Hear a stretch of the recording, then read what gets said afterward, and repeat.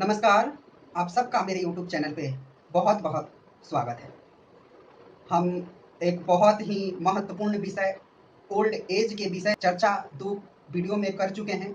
अब वह चर्चा समाप्ति के कगार पर है। तो हम समाप्ति के कगार पे होते हुए हम पहले अपने पुराने युग रामायण महाभारत के काल के हिसाब से हम देखते हैं। हमने रामायण में यह देखा है कि जब माता सीता का जब विवाह होकर तब उनकी माता ने कहा था कि बेटी, अब तुम्हारा इस घर से, तुम्हारे पिता का घर से अब कुछ लेना देना नहीं है।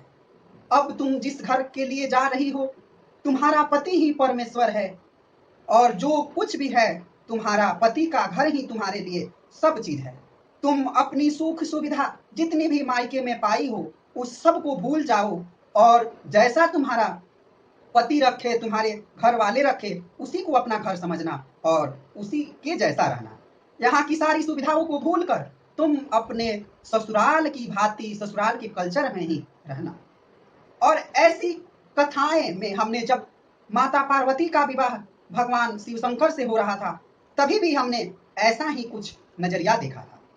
परंतु आज जब शादी ब्याह हमारी बच्ची को होती है, तो हम अपने बच्ची को पहले तो एक मोबाइल देते हैं और यह कहते हैं, बेटी कुछ भी हो तुरंत फोन करो मेरे को, तुम्हारे माता पिता जाने, तुम्हारे घर वाले को सबक सिखाने के लिए। और कुछ भी हो, सामान उठाना तुरंत मायके। परंतु पहले के जमाने में ऐसा कुछ नहीं था।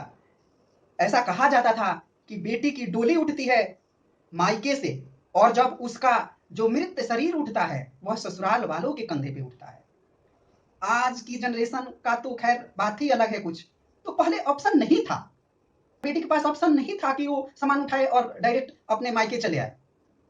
और आज वो टाइम है कि कुछ भी बात हुई, छोटी छोटी सी भी बात हुई, सामान उठाया मायके। तो यही सब चीजों के कारण तो हम अपनी सास ससुर का ख्याल नहीं रख पाते। तो जिस स्थिति में सास ससुर, तुम्हारे पति, तुम्हारा, ये तुम्हारा ना परिवार है, हम सबका ही परिवार है। हम सब ना सब एक ना एक दिन उस क्रिटिकल सिचुएशन में पड़ेंगे। तो जिस तरह से रख रहा है हमारा परिवार, वैसे ही रहे ना। अगर वह दुख की रोटी खा रहा है तो हम भी दुख की रोटी खाएं, और नहीं दुख की रोटी खाना है तो तुम सशक्त बनो ना। नारी शक्ति 21वीं सदी में आज सब इंटरनेशनल लेवल पे काम कर रही है, तुम घर की चूल्हा चौकी से बाहर ही नहीं निकल रही हो। तुम सोशल वर्कर बन जाओ। ऑप्शन तो बहुत सारा है। खेती बाड़ी के लिए ऐसा ऐसा ऑप्शन है, गवर्नमेंट की इतनी अच्छी अच्छी स्कीम है कि तुम खुद के बॉल पर सशक्तिकरण का जो नारा है उस पर तुम डेवलपमेंट कर सकते हो। छोड़ो ना सास ससुर का, उनका तो काम है बोलने का। खुद स्ट्रांग बनो, खुद कुछ करके दिखाओ कि जो सास ससुर, जो माता पिता आज तुमको बोल रहे हैं वो कुछ दिन बाद तुमको गले लगाए। क्या हमने इंदिरा गांधी को नहीं देखा? क्या हमने सुषमा स्वराज को नहीं देखा? क्या हम अपने ऐसे लक्ष्मीबाई को नहीं देखा? बहुत ऐसी बड़ी बड़ी जो महिलाएं हैं, सरोजनी नायडू हो गई, क्या उन सब से हम कुछ सीख नहीं पाएंगे? सीख तो सकते हैं। आईपीएस किरण बेदी को देख लो, क्या उसके सामने उनकी सास कुछ बोल सकती है? उनका पति कुछ बोल सकता है? और उनके सामने कोई बोले कि तुम्हारा पति ही परमेश्वर है, ऐसा कुछ नहीं है। वो इतनी सशक्त लेडी है।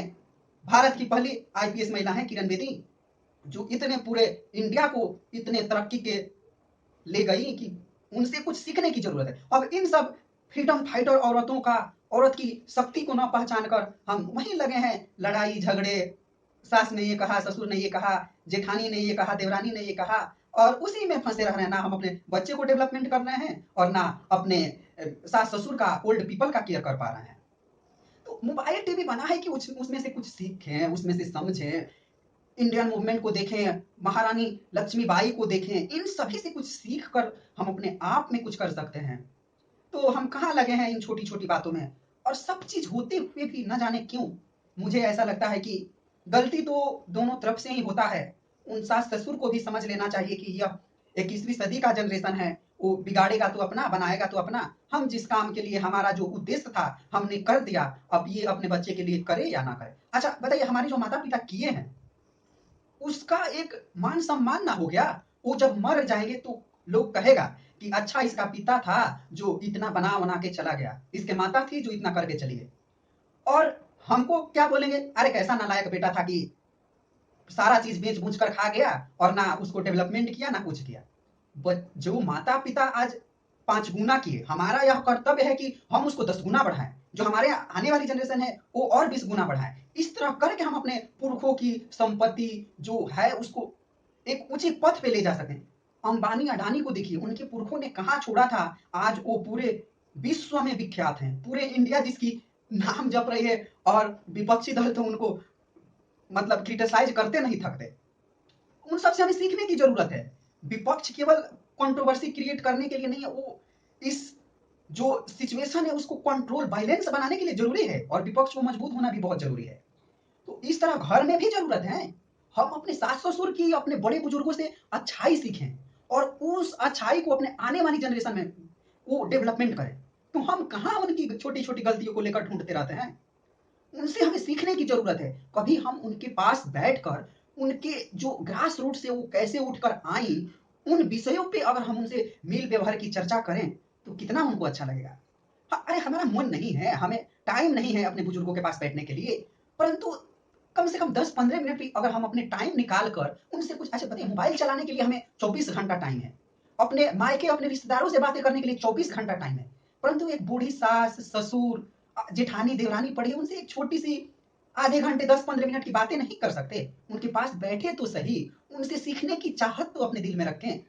मैंने राजस्थान से लेकर कोलकाता तक रहा है, मैंने अपने आंखों के सामने देखा है कि अभी सास बहू लड़ाई की और कुछ देर बाद ही बहू आकर सास को खाना खिला रही है, उसको पूछ रही है माँ ये कर लो वो कर लो, और उनसे अटैचमेंट है, उनकी केयर करना वो जानती है। मैंने राजस्थान में भी यही देखा, सास से कितने भी बोलचाल हुआ मगर कुछ गुस्सा है, कुछ घंटे 2 दिन 4 दिन के बाद खत्म हो गया, फिर अपने सास को अपनी माता समान समझे। अरे बुजुर्ग कोई अनजान व्यक्ति ही समझ के कुछ बात कर लेना, एक ह्यूमन की भांति उससे बात कर लेना, तो उसका मन बहलाना रहेगा। अरे छोड़िए, हम नहीं बातें करते, हम अपने बच्चे को भेज सकते हैं कि बच्चा जाओ कुछ देर दादी के पास बैठ के बातें कर लो, कुछ अच्छी उनसे कुछ कुछ पूछ लो, कुछ दादा दादी के पास नाना नानी के पास बैठकर उनसे कुछ जानकारी ग्रहण कर लो, कुछ पूछ लो, कुछ समझ लो। तो हम समझ रहे हैं कि अगर उनको दादा दादी नाना नानी को कुछ बीमारी है तो मेरे बच्चे को पकड़ लेगा, ऐसा नहीं होता है। हम पढ़े लिखे हैं, बीमारी कुछ बीमारियां हैं जो डेंजर होती है, और वो सांस के द्वारा, टच करने के द्वारा, इन सब चीजों से फैलता है।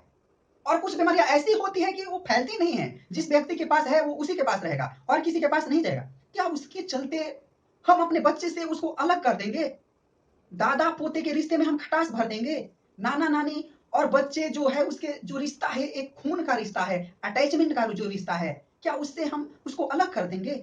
क्या उसके दादी को कोई बीमारी है तो उससे हम हमेशा के लिए उसको काट देंगे, उसको खत्म कर देंगे कि उससे कोई रिश्ता ही नहीं रखना है, उसको एक अलग कोठरी में, एक उपभवन में रख देंगे, उससे ना कोई बात करेगा, ना कुछ बोलेगा चलेगा?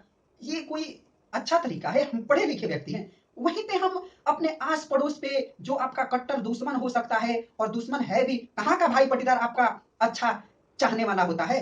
कहाँ का जो आस पड़ोसी होता है वो चाहता है कि तुम्हारा संसार अच्छा चले, तुम अच्छी एक बहू बन के रहो?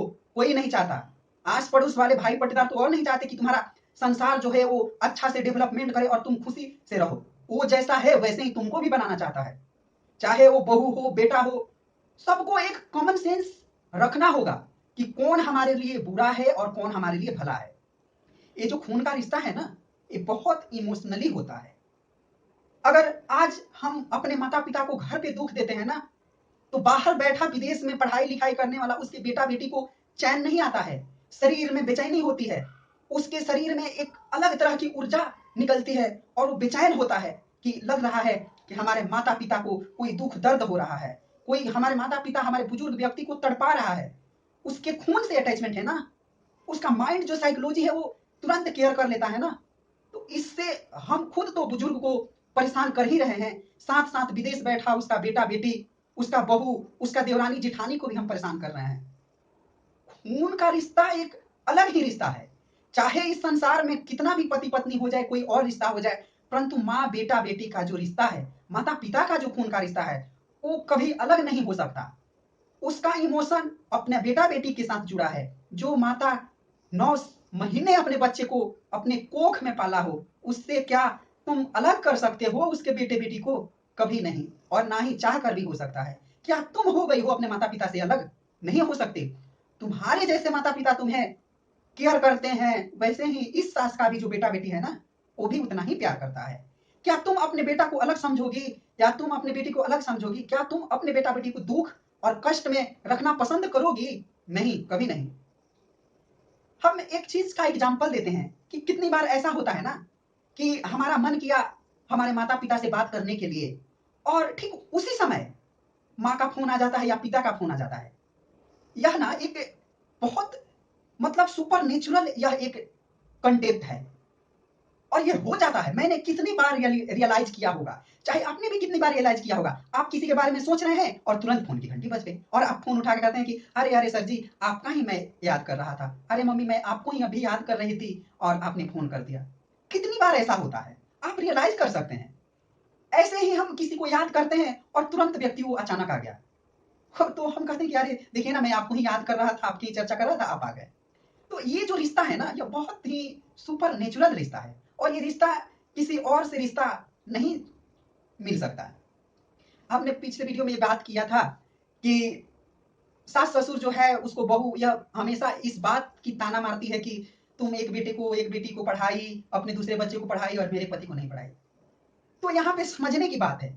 मैं जिस अभी क्षेत्र में रह रहा हूँ, जानते हो क्या होता है? यहाँ पे 2-2 बजे रात को, 12 बजे रात को, 3-3 बजे रात को बच्चे आकर अपनी गर्लफ्रेंड के साथ आइसक्रीम खाते हैं, चाय पीते हैं। माता पिता किस लिए भेजा? माता पिता भेजा कि बच्चा तुम जाके IAS IPS collector doctor engineer बनो, और बेटा यहाँ 2-2 बजे रात को जब उसको पढ़ने का टाइम है, सोने का टाइम है, तो आगे 4 बजे भोर को चाय पीता है, कॉफी पीता है, 2 बजे रात को घूमने जाता है। कहा तो नाइट शेयर के लिए निकले हैं। अब उसकी जो पत्नी आएगी, उसका हक है कि वो सास ससुर को बोल सके कि तुम अपने बेटे बेटी को नहीं पढ़ा पाई।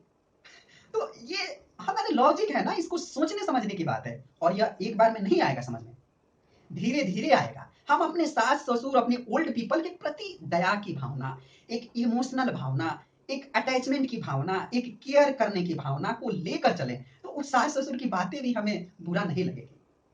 हमने अपने लाइफ का, ये मेरा 24-25वां साल चल रहा है, और मैंने इतनी सारी कठिनाइयों को झेलते हुए, इतनी लोगों के ताना बाना सुनते हुए आज मैं इस फुटप्रिंट पर खड़ा हूं कि आपसे मैं कुछ बातें कर रहा हूं।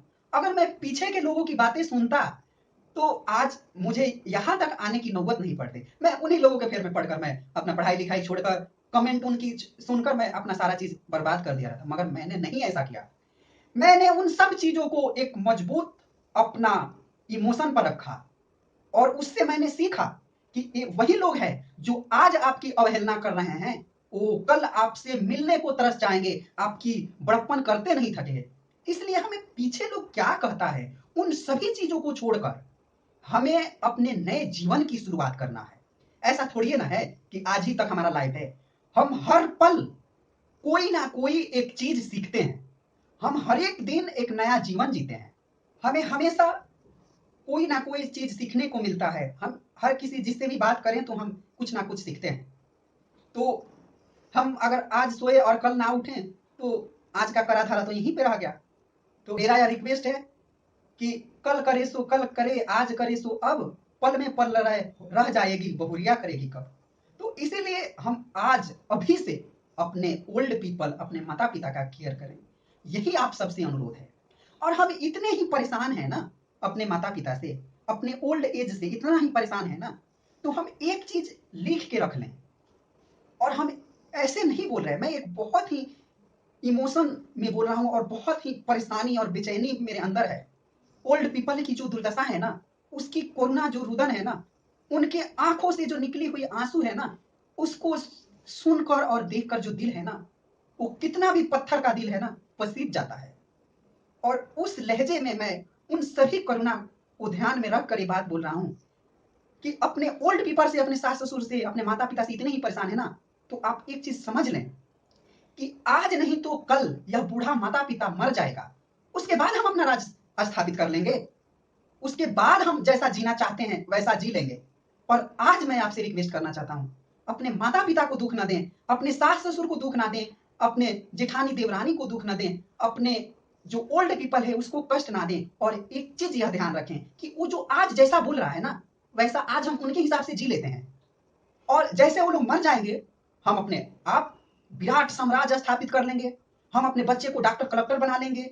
हम अपने जो छोटी सी घर है ना, उसको बढ़ा के बड़ा सा महल बना लेंगे। हम आज सास ससुर का जो सूखी रोटी दाल रोटी खा रहे हैं ना, नून नमक रोटी खा रहे हैं ना, हम कल सोना चांदी खाएंगे।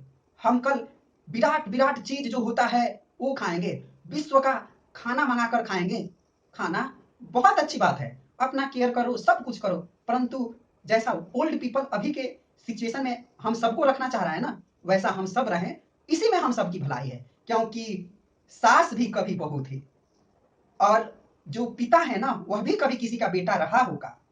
इन सब चीजों को मद्देनजर रखते हुए हम आपसे बहुत ही हम्बल रिक्वेस्ट कर रहे हैं कि आप सब अपने माता पिता से प्यार करें। लाइफ की 24 घंटा ही है दिन रात मिलाकर, उसी में हम कुछ समय निकालकर अपने माता पिता से अच्छी बातें कर ले। ठीक है, नाराजगी है, उसको कुछ बातों से हमें उनकी बातें से एग्री नहीं करते हैं, उन बातों को छोड़कर कुछ और अच्छी बातें उनसे सीख सकते हैं, बातें कर सकते हैं। नाराजगी हम सब में होता है। देखिए, पक्ष और विपक्ष दोनों है, तो पक्ष की भी बातें सुननी चाहिए, विपक्ष की भी बातें सुननी, और इन सबको मिलाकर डेमोक्रेसी चलता है। ठीक उसी तरह हम अपने बुजुर्ग का भी सुन सकते हैं, अपने आप भी अपनी कर्म कर सकते हैं, परंतु सबको एक मिलाकर अगर हम करें और चलें तो हम बेहद हद तक अपने जो ओल्ड पॉपुलेशन है उसकी हम केयर कर सकते हैं। और इस तीनों वीडियो में तो मैंने किसी भी डेटा और प्रूफ के साथ मैंने नहीं डिस्कशन किया है ओल्ड पीपल के साथ। तो हम अब वीडियो लेकर आएंगे जिसमें कि पूरे साक्ष्य सबूत के साथ मैं आप सबके सामने पेश करूंगा कि कैसे हम अपने ओल्ड पीपल को इतने डिमोरलाइज कर दिए हैं कि वो लोग मृत्यु को तरस रहे हैं। वो सोच रहे हैं कि कब भगवान हमें मृत्यु दे दे कि हम ऐसे बेटा बहू और बेटी से हम छुटकारा पा लें। तो हम पूरे साक्ष्य और सबूतों के साथ हम आपसे फिर मिलेंगे। तब तक के लिए आप अपना बहुत ख्याल रखिएगा। आप सबका बहुत बहुत धन्यवाद।